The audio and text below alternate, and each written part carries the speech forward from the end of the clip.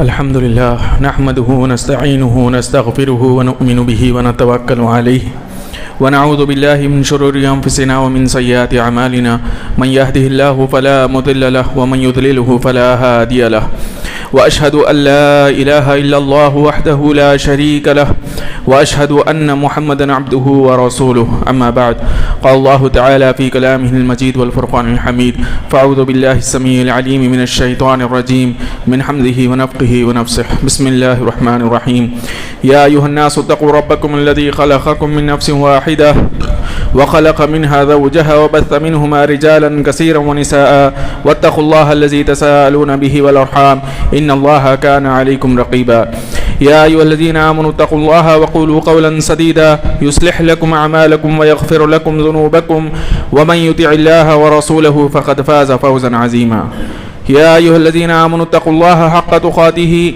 ولا تموتن إلا وأنتم مسلمون وقال رسول الله صلى الله عليه وسلم وشر الأمور محدثاتها وكل محدثة بدعة وكل بدعة ضلالة وكل ضلالة في النار التحيات لله والصلوات والطيبات السلام عليك على النبي ورحمة الله وبركاته السلام علينا وعلى آل عباد الله الصالحين.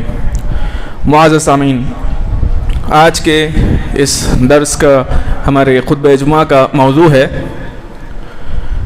دعا کا طریقہ.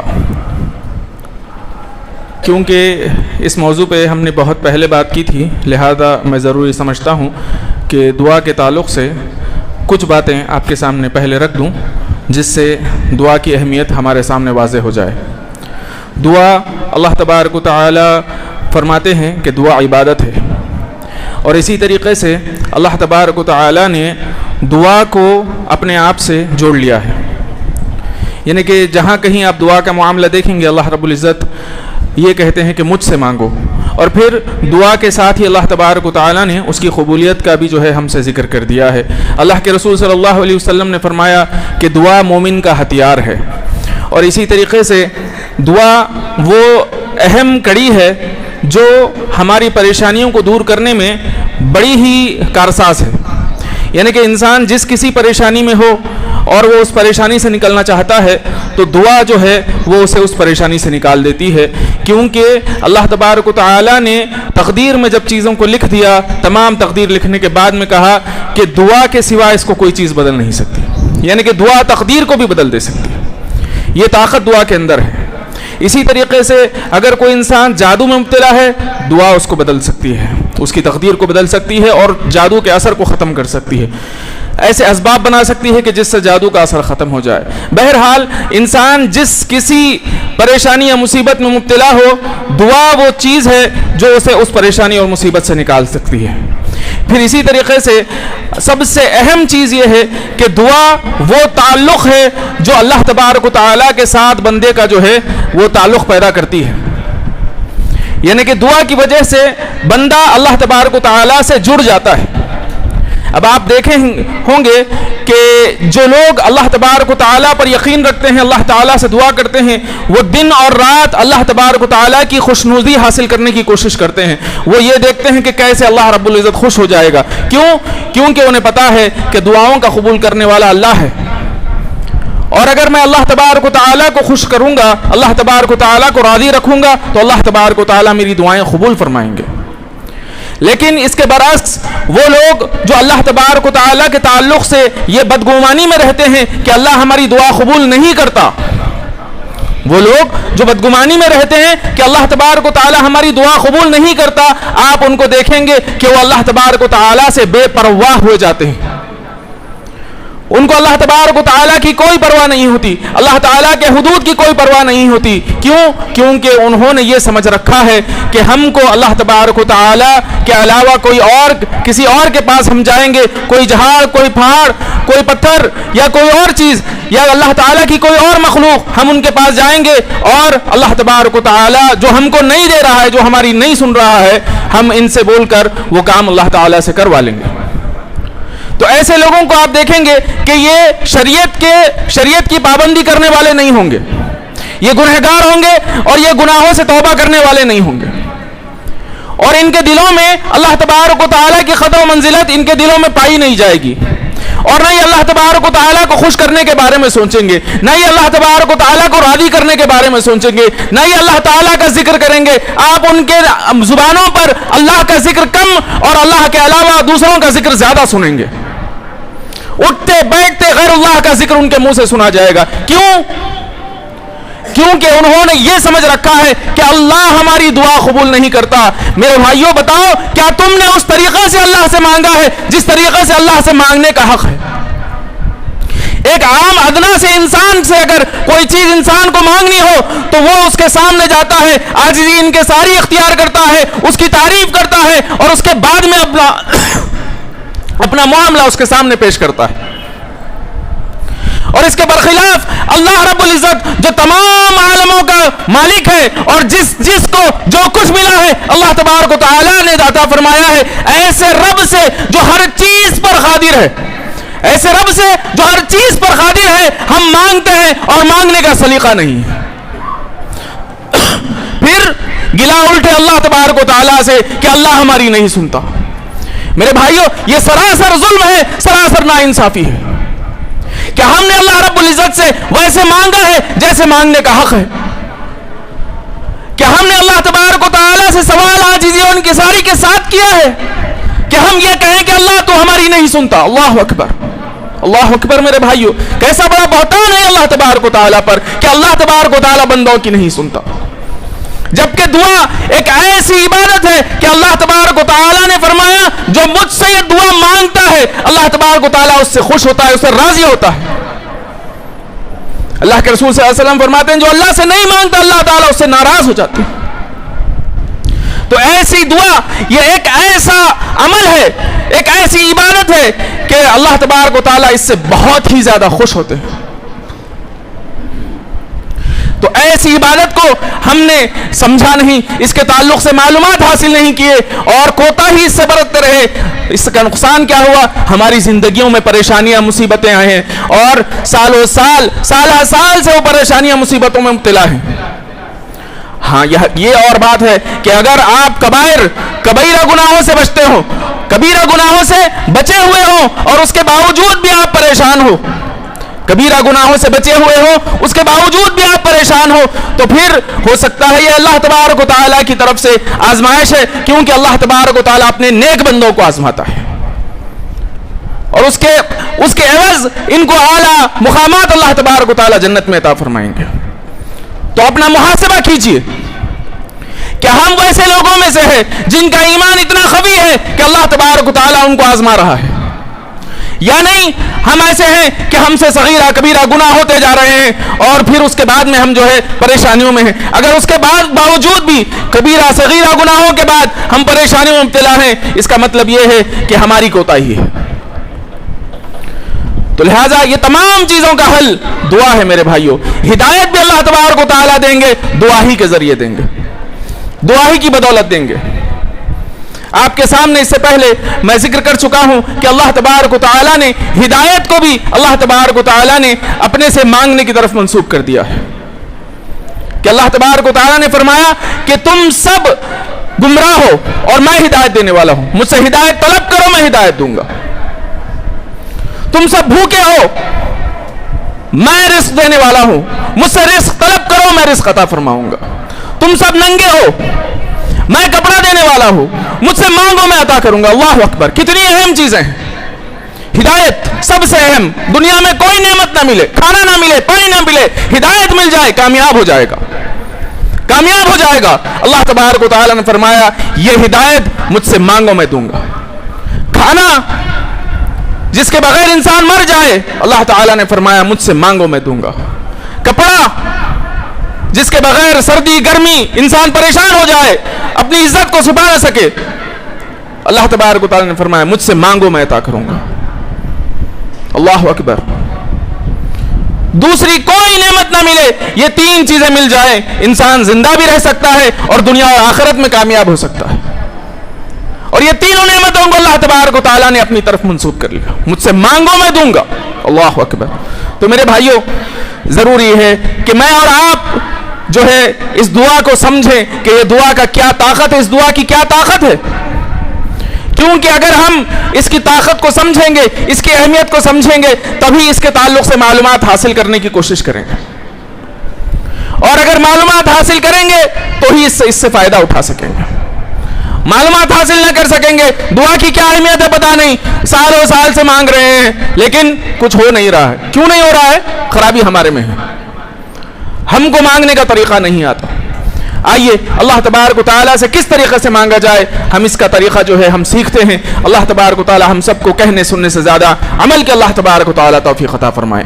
رب اشرح لی صدری ویسر لی امری واحلل عقدۃ من لسانی یفقهوا قولی سبحانک لا علم لنا الا ما علمتنا انک انت العلیم الحکیم۔ معزز سامعین، سب سے پہلی چیز دعا کے تعلق سے یاد رکھیں کہ اللہ تبارک و تعالیٰ سے جب ہم مانگتے ہیں، اللہ تبارک و تعالیٰ سے جب ہم مانگتے ہیں تو اللہ تبارک و تعالیٰ ہر چیز پر قادر ہے۔ اللہ تعالیٰ ہر چیز پر قادر ہے۔ اللہ تبارک و تعالیٰ ہم کو کسی بھی پریشانی سے نکال سکتا ہے۔ جو کچھ ہم چاہتے ہیں اللہ تبارک و تعالیٰ ہم سب کو عطا فرما سکتا ہے۔ یہ دماغ میں ذہن میں رکھتے ہوئے اللہ تبارک و تعالیٰ سے مانگنا چاہیے۔ پھر آئیے اسی طریقے سے دعا کے طریقے میں یہ ایک چیز سب سے پہلے ہونی چاہیے کہ ہم باوضو ہو کر دعا کریں، پاک صاف ہو کر ہم باوضو ہو کر دعا کریں۔ پھر قبل رخ ہو کر جو ہے ہم دعا کریں، اور دعا کے لیے ہاتھ اٹھا کر عاجزی اور انکساری کے ساتھ دعا کریں۔ اپنی کیفیت کو ایسا بنائیں کہ ہم عاجز ہیں، یا اللہ ہم تیرے محتاج ہیں، یا اللہ تو اگر ہم پر رحم نہ کرے گا تو ہم برباد ہو جائیں گے۔ تو اپنی حالت کو عاجزی اور انکساری والی حالت بنائیں کہ اپنے ہاتھوں کو اٹھا کر اللہ تبارک و تعالیٰ سے دعا مانگیں۔ پھر اسی طریقے سے میرے بھائیوں، دعا کے اندر اللہ کے رسول صلی اللہ علیہ وسلم نے فرمایا، ایک بات یہاں پر یہ ہاتھ اٹھانے کے تعلق سے جب بات آ رہی ہے تو یہ بات میں کہہ دوں کہ اللہ کے رسول صلی اللہ علیہ وسلم نے فرمایا کہ بندہ جب ہاتھ اٹھا کر دعا کرتا ہے تو اللہ تبارک و تعالیٰ اس کے ہاتھ نیچے ڈھلنے سے پہلے اللہ تبارک و تعالیٰ اس کی دعا کو قبول کر دیتے ہیں۔ اللہ اکبر۔ ہاتھوں کے ڈھلنے سے پہلے اللہ تبارک و تعالیٰ دعاؤں کو قبول کر دے۔ اللہ تعالیٰ کو غیرت آتی ہے۔ اللہ اکبر، اللہ اکبر۔ ایسا عظیم مالک ہے جس سے میں اور آپ سوال کرتے ہیں میرے بھائیوں، لیکن افسوس کی بات ہے کہ ہماری ہی کوتاہیوں کی وجہ سے اپنی دعاؤں کو اللہ تعالیٰ کے پاس منظور کرنے میں ہم خاسر ہیں، یا پھر ہمارے اندر صبر نہیں ہے۔ آئیے انشاءاللہ اس چیز کو سمجھتے ہیں۔ بہرحال یہ ہے کہ دعا کو جو ہے ہاتھ اٹھا کر مانگا جائے اور رو رو کر دعا کی جائے۔ اب آپ دیکھیے کئی مرتبہ جو ہے ہم سوچتے ہیں کہ بھئی ہم رو رو کے اللہ تعالیٰ کو منا لیں گے، ہم جو ہے اللہ تعالیٰ کے سامنے جو ہے عاجزی انکساری کریں گے اور ہم اللہ تعالیٰ سے اپنے سوال کو منوا لیں گے، لیکن بسا اوقات جب ہم دعا کرنے بیٹھتے ہیں رونا نہیں آتا، ایک آنسو بھی نہیں نکلتا، وہ کیفیت ہی پیدا نہیں ہوتی کہ آنسو آئے۔ کیا کیا جائے؟ صحابی نے پوچھا یا رسول اللہ صلی اللہ علیہ وسلم اگر رونا نہ آئے، اللہ اکبر سبحان اللہ۔ دیکھیے آپ کس طریقے سے اللہ تعالیٰ نے اس چیز کے تعلق سے، دعا کے تعلق سے مجھ کو اور آپ کو سمجھایا ہے۔ سوال کیا کہ یا اللہ کے رسول صلی اللہ علیہ وسلم اگر رونا نہ آئے، آپ صلی اللہ علیہ وسلم نے فرمایا رونے کی صورت بناؤ۔ اللہ اکبر، رونے کی صورت بناؤ اللہ تعالیٰ کے سامنے، عاجزی کا اقرار کرو اللہ کے سامنے، عاجز بن جاؤ اللہ کے سامنے۔ اللہ اکبر۔ تو میرے بھائیوں یہ چیزیں ضروری ہیں دعا کی قبولیت کے لیے، یہ چیزیں ضروری ہیں۔ پھر اسی طریقے سے دعا کا جو طریقہ جو ہونا چاہیے وہ یہ ہے کہ دعا میں سب سے پہلے اللہ کے رسول صلی اللہ علیہ وسلم پر درود بھیجا جائے۔ سب سے پہلے اللہ کے رسول صلی اللہ علیہ وسلم پر درود بھیجا جائے، پھر اس کے بعد اللہ تبارک و تعالیٰ کی تعریف بیان کی جائے، اس کے بعد دعا کی جائے۔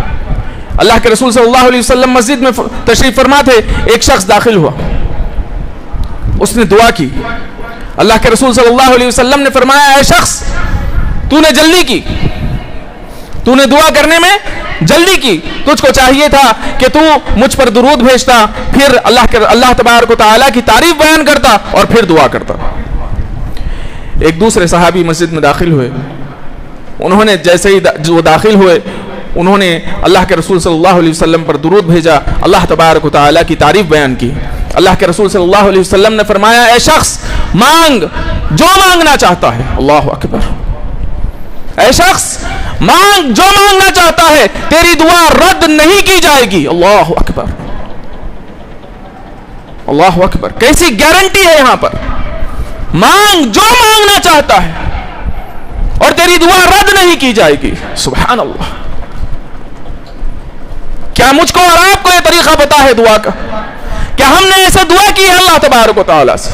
اگر ایسے دعا کی ہے اللہ تعالیٰ سے تو آپ خوش نصیبوں میں سے ہو, اور اگر نہیں کی ہے تو پھر اللہ تبارک و تعالیٰ کے اوپر یہ بولنا چھوڑ دو کہ اللہ تعالیٰ نے ہماری دعائیں قبول نہیں کی, بلکہ یہاں سے کوشش کیجئے کہ اب انشاءاللہ میں جب کبھی دعا مانگوں گا اللہ کے رسول صلی اللہ علیہ وسلم پر درود بھیجوں گا, اللہ تعالیٰ کی تعریف بیان کروں گا اور اس کے بعد دعا کروں گا. میرے بھائیوں, آج کا دور ایسا ہے کہ آپ انسان سے کہو, ایک فون اس کے ہاتھ میں دے دو, فیس بک یوٹیوب کچھ تو بھی ایک لگا کے دے دو, گھنٹوں بیٹھا رہے گا, گھنٹوں بیٹھا رہے گا. لیکن اس سے کہو کہ بھائی دعا کر لو, جلدی جلد بازی, اما اب دعا میں اب درود بھی پڑھنا, اب اللہ تعالیٰ کی تعریف بھی بیان کرنا, اور اس کے بعد میں دعا کرنا. اب چھوٹا طریقہ بتا دیتا ہوں. سب سے چھوٹا درود اللہم صلی علی محمد صلی اللہ علیہ وسلم, سب سے چھوٹا درود. سب سے چھوٹی تعریف الحمدللہ, سبحان اللہ. جب بھی دعا کرنا ہے اللہم صلی علی محمد یا پھر صلی اللہ علیہ وسلم, اس کے بعد الحمدللہ یا سبحان اللہ. الحمدللہ کہہ دو تو زیادہ بہتر ہے, الحمدللہ. اس کے بعد آپ کو جو کچھ مانگنا ہے مانگیے.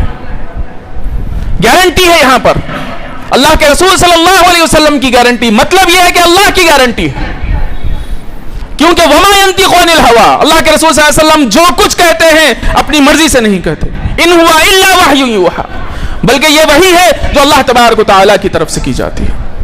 تو اللہ تبارک و تعالیٰ گارنٹی دیتا ہے کہ مانگ جو مانگنا چاہتا ہے تیری دعا رد نہیں کی جائے گی. سبحان اللہ, سبحان اللہ میرے بھائی. تو اس چیز کو مجھ کو اور آپ کو خیال رکھنا ہے کہ جب ہم دعا کریں تو دعا میں اللہ کے رسول صلی اللہ علیہ وسلم پر درود بھیجیں, پھر اللہ تبارک و تعالیٰ کی تعریف بیان کریں اور اس کے بعد دعا کریں. اب آپ جتنی اللہ تعالیٰ کی تعریف بیان کریں گے, جتنا درود پڑھیں گے, اتنا آپ کے لیے بہتر ہے.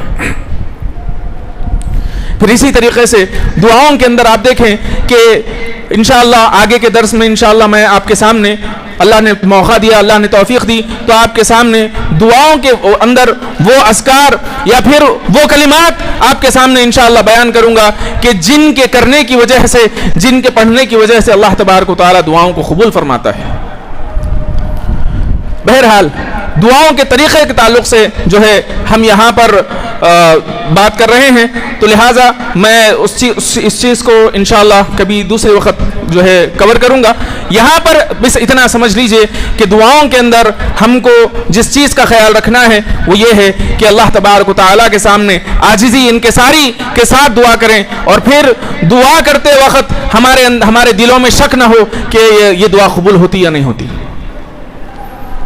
یہ دعا قبول ہوتی یا نہیں ہوتی. ارے میں اتنی بڑی چیز مانگ لے رہا ہوں اللہ تعالیٰ سے, کیسا ملیں گا؟ نہیں, بالکل شک نہ کریں. اللہ تبارک و تعالیٰ ہر چیز پر قادر ہے, اللہ تعالیٰ ہر چیز پر قادر ہے, وہ جو چاہے کر سکتا ہے. بہرحال اس چیز کو جو ہے ہم کو, مجھ کو اور آپ کو سمجھنا ہے. پھر اسی طریقے سے جو دعا کے اندر درود کی اہمیت ہے, اس ایک بات کو انشاءاللہ آپ کے سامنے رکھ کر میں اپنی بات کو انشاءاللہ ختم کروں گا کہ درود دعا کے شروع میں اور دعا کے آخر میں درود بہت ضروری ہے. عمر بن خطاب رضی اللہ عنہ بیان کرتے ہیں کہ جس دعا کے اول میں اور جس دعا کے آخر میں درود نہ ہو وہ دعا زمین اور آسمان کے بیچ میں معلق ہو جاتی ہے. تو دعا کے شروع میں اور دعا کے آخر میں درود. پھر درود کے تعلق سے اللہ کے رسول صلی اللہ علیہ وسلم نے اپنے ایک صحابی سے کہا کہ تم جو ہے اپنی دعاؤں میں درود کا کچھ حصہ رکھ لو, 1/4 حصہ اپنی دعاؤں میں درود کا رکھ لو, اور اگر تم اسے کچھ بڑھا لو تو تمہارے لیے بہتر ہے. صحابی نے کہا یا رسول اللہ صلی اللہ علیہ وسلم, میں آدھی دعائیں درود پڑھوں گا, یعنی کہ جتنا دیر مجھے دعا کرنی ہے میں آدھی دیر صرف درود پڑھتا رہوں گا اور آدھی دیر دعائیں کروں گا. مثال کے طور پر اگر مجھے 5 منٹ دعا کرنی ہے تو میں 2.5 منٹ میں صرف درود پڑھتا رہوں گا اور 2.5 منٹ اپنے لیے جو کچھ مانگنا ہے میں مانگ لوں گا. اللہ کے رسول صلی اللہ علیہ وسلم نے فرمایا اگر کچھ بڑھا لو تو بہتر ہے. انہوں نے کہا کہ یا رسول اللہ صلی اللہ علیہ وسلم میں 75% اپنی دعاؤں میں درود پڑھتا رہوں گا اور 25% جو ہے دعا کروں گا. اللہ کے رسول صلی اللہ علیہ وسلم نے فرمایا اگر کچھ بڑھا لو تو بہتر ہے. صحابی نے کہا رسول اللہ صلی اللہ علیہ وسلم مجھے جب کبھی دعا کرنی ہوگی میں صرف درود پڑھتا رہوں گا, میں صرف درود پڑھتا رہوں گا, کوئی دعا نہیں مانگوں گا, صرف درود پڑھتا رہوں گا. اللہ کے رسول صلی اللہ علیہ وسلم نے فرمایا کہ تمہارے تمام گناہ معاف کر دیے جائیں گے. اللہ اکبر, تمہارے تمام گناہ معاف کر دیے جائیں گے تو میرے بھائیوں, اور تمہاری تمام مرادیں پوری ہو جائیں گی. حدیث کا مفہوم ہے. تو میرے بھائیوں یہاں پر اس چیز کو سمجھیے, جب بندہ اللہ تبارک و تعالیٰ کے رسول صلی اللہ علیہ وسلم پر درود بھیجتا ہے تو ایک فرشتہ مقرر ہو جاتا ہے. وہ فرشتہ اللہ تبارک و تعالیٰ سے اس بندے کے گناہوں کی معافی طلب کرتا ہے اور اس پر رحم کی جو ہے اللہ تعالیٰ سے التجا کرتا ہے. یہ درود کی فضیلت ہے. تو بہرحال دعاؤں کا جو طریقہ ہے وہ مجھ کو اور آپ کو سمجھنا ہے, اور دعاؤں کے طریقے کو سمجھتے ہوئے دعائیں اگر ہم کریں گے, ہم جو وسائل اللہ تبارک و تعالیٰ نے اختیار کرنے کے لیے کہے ہیں ان چیزوں کو اختیار کر کے اگر ہم دعا کریں گے تو ہماری دعا قبول ہوگی. ہوتا یہ ہے کہ ہم مانگ تو رہے ہیں اللہ تعالیٰ سے لیکن مانگنے کا طریقہ صحیح نہیں ہے. مانگنے کا طریقہ صحیح نہیں ہے. جب مانگنے کا طریقہ صحیح نہ ہو, ایک معمولی سے انسان سے بھی ہم مانگتے ہیں تو جو ہے اس سے مانگنے کا طریقہ ہمارے پاس ہوتا ہے, سلیقہ ہمارے پاس ہوتا ہے, لیکن اللہ تبارک و تعالیٰ سے مانگ رہے ہیں اور اللہ تعالیٰ سے مانگنے کا طریقہ اور سلیقہ نہ ہو تو پھر یہ بڑی ہی معیوب بات ہوگی اور ہماری بد نصیبی ہوگی کہ ہم کو اللہ تبارک و تعالیٰ سے مانگنے کا طریقہ نہ آتا ہو. تو میرے بھائیوں اس بات کو سمجھیں اور ہم اپنے آپ کو اس قابل بنائیں کہ اللہ تبارک و تعالی ہماری دعاؤں کو قبول فرمائے. ایک دعا اس میں یہ بھی ہے کہ ہم کو یہ دعا کرنی چاہیے کہ اللہ تبارک و تعالی ہم کو مستجیب الدعوات بنائے. مستجیب الدعوات یہ کیا ہوتا ہے؟ یعنی کہ ایسا بندہ جس کی دعائیں قبول کی جاتی ہوں, ایسا بندہ جس کی دعائیں قبول کی جاتی ہوں. مستجیب الدعوات, جب بھی مانگے اللہ تبارک و تعالیٰ اس کی دعا کو قبول کر لے. تو میرے بھائیوں یہ چیز ہمارے لیے ضروری ہے کہ ہم اللہ تعالیٰ سے سوال کریں کہ اللہ تبارک و تعالیٰ ہم کو وہ شرف عطا فرمائے کہ ہم جب بھی اللہ تعالیٰ سے مانگے تو اللہ تبارک و تعالیٰ ہماری دعاؤں کو قبول فرمائے. اور اس کا ایک طریقہ یہ ہے کہ ہم حرام چھوڑ دیں. اس کا طریقہ کیا ہے کہ ہم حرام کھانا اور پینا یا حرام پہننا ہم چھوڑ دیں. ایک صحابی نے دریافت کیا اللہ کے رسول صلی اللہ علیہ وسلم آپ اللہ تعالیٰ سے دعا کیجئے کہ اللہ تبارک و تعالیٰ مجھ کو مستجیب الدعوات بنا دے. یعنی کہ اللہ تعالیٰ مجھ کو ایسا بنا دے کہ میں جب بھی کوئی دعا کروں کہ تو اللہ تبارک و تعالیٰ میری دعا کو قبول فرمائے. اللہ کے رسول صلی اللہ علیہ وسلم نے فرمایا کہ حرام کے استعمال سے بچ جاؤ. حرام کھانے سے, حرام پینے سے, حرام پہننے سے بچ جاؤ, مستجیب الدعوات بن جاؤ گے. اللہ اکبر, کتنی چھوٹی سی بات ہے. آپ دیکھیے اگر ہم چاہتے ہیں کہ ہماری دعائیں قبول ہو جائیں تو ہم کو اللہ تبارک و تعالیٰ کی فرما برداری کرنی ہوگی, اللہ تعالیٰ کے احکامات کی پابندی کرنی ہوگی, اور پھر اللہ تبارک و تعالیٰ سے ہم دعائیں کریں گے, اللہ تبارک و تعالیٰ ہماری دعاؤں کو قبول فرمائیں گے. لیکن افسوس کہ آج مسلمان یہ چاہتے ہیں کہ ان کی دعائیں قبول ہو جائیں لیکن اللہ تعالیٰ کی فرما برداری کرنا نہیں چاہتے. یہ بہت ہی غلط بات ہے. اگر ہم چاہتے ہیں کہ ہماری پریشانیاں دور ہو جائیں, ہماری تکلیفیں دور ہو جائیں, ہماری دنیا اور آخرت سدھر جائے تو اللہ تبارک و تعالیٰ کی فرما برداری کرنی ہوگی. اللہ تعالیٰ کی فرما برداری کرنی ہوگی, پھر اللہ تبارک و تعالیٰ سے دعا مانگنی ہوگی جیسے اس سے دعا مانگنے کا طریقہ ہے. تو اللہ تعالیٰ کی فرما برداری کو اپنی زندگیوں میں لائیے. چھوٹی سے چھوٹی نیکی صحیح آپ اس کے اوپر قائم ہو جائیے. بڑی بڑی نیکیوں کے اوپر قائم ہونا اوور نائٹ ممکن نہیں ہے، پاسبل نہیں ہے. کوئی انسان ایک دم نیکوکار نہیں بنتا. ایک پروسیس ہے یہ. آہستہ آہستہ انسان کے اندر نیکی آتی ہے اور آہستہ آہستہ انسان کے اندر برائی بھی آتی ہے. آپ کئی ایسے نیکوکار لوگوں کو دیکھیں گے جو آہستہ آہستہ غافل ہو چکے، دین سے دور ہو چکے، اور کئی ایسے لوگوں کو دیکھیں گے جو ایک دور عجیب سا گزارے ہیں لیکن آہستہ آہستہ ان کے اندر تبدیلی آئی اور وہ نیکوکار ہو گئے. تو یہ کیسے ہوتا ہے؟